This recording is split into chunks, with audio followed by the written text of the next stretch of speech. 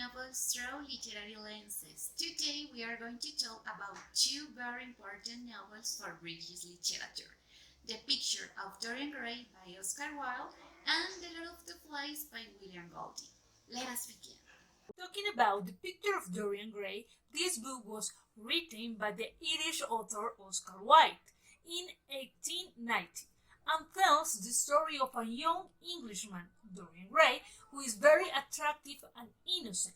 The young Dorian becomes the perfect model of a painter, Basil Hallward.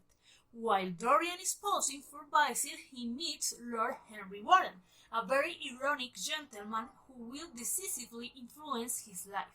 Henry is a cynical, hedonistic aristocrat from his time who seduced Dorian in his world view, where the only goal is the pursuit of beauty and pleasure.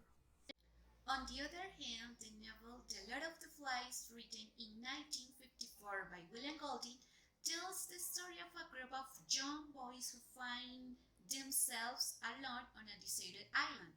They develop rules and a system of organization, but without any adults to serve as a civilizing impulse. The children eventually become violent and brutal.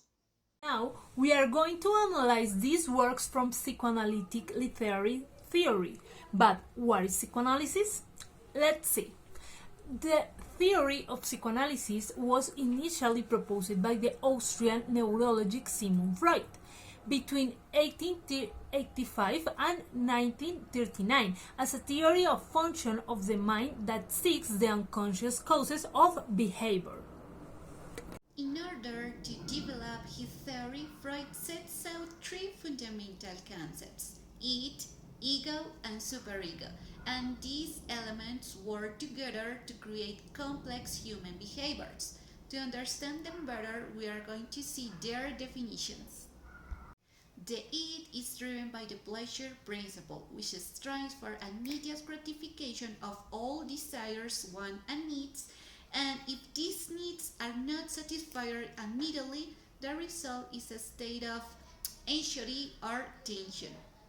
The ego operates based on the reality principle, which strives to satisfy its desires in realistic and socially appropriate ways. The reality principle weighs the costs and benefits of an action before deciding to act upon or abandon impulses. The superego tries to perfect and civilize our behavior. It works to suppress all unacceptable urge of the id and struggles to make the ego act upon idealistic standards rather than upon realistic principles. The superego is present in the conscious, preconscious, and unconscious. How could we apply these literary lenses on these novels? Well, in this novel, The Picture of Dorian Gray, we can find a weak depiction of the ego, the character of Dorian Gray. It is supposed that the ego must mediate between it and superego, but instead of that, Dorian is influenced by both. Lord Henry is the character who constantly tries to encourage Dorian to engage in acts of ever-increasing decadence, so he is the it, while it is Basil who acts as the superego, trying to contain Dorian and keep him innocent and pure. In a sense, Dorian is a battleground for these two opposing forces, and what is interesting in the way that at various points of the novel Dorian himself suffers from massive internal conflict, while debating whether to do the right things or continue on his hedonic path. The entire novel presents Dorian as a man caught between the two forces of the id and the superego. The case of The Lord of the Flies, following the line of these three stages of the mind, with which Golding shows that in the absence of the society, man is naturally wicked. We are going to identify how these concepts can be seen throughout some of the characters in the novel and their actions. Jack Meredy is the character whose actions are driven by the id insomuch as Jack seems to forget all aspects of his former civilization and is drawn deeper and deeper into his innate evil.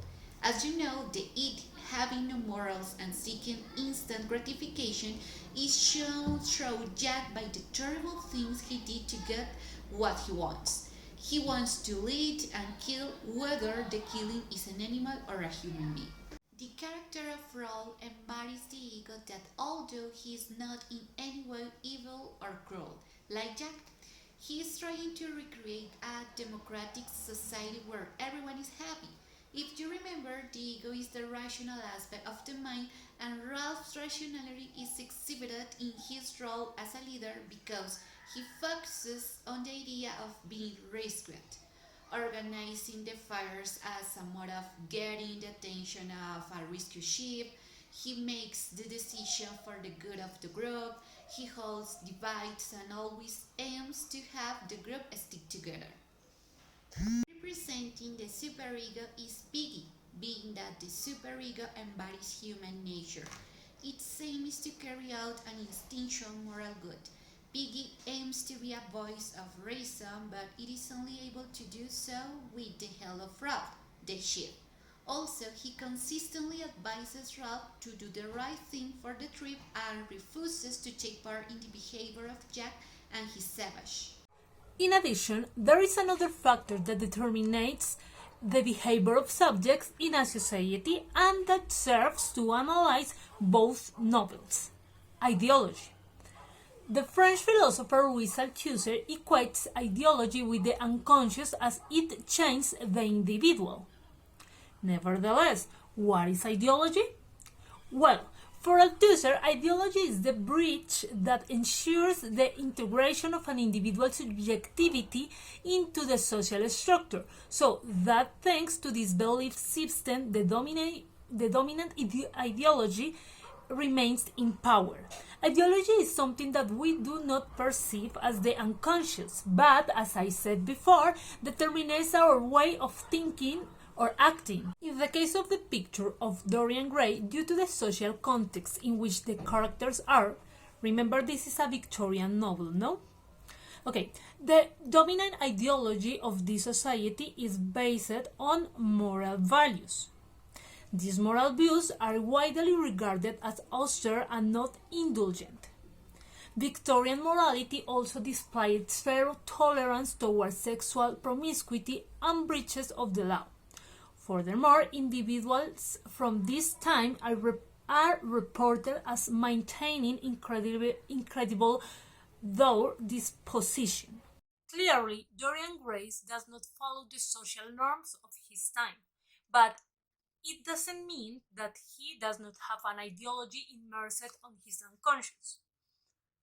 The dominant ideology of his historical and social context operates when he begins to feel guilty for his hedonistic acts because, according to the social norms, the belief system, the lifestyles that he is leading is bad, and that is why the picture that is the symbol of his consciousness begins to deteriorate due to his bad acting.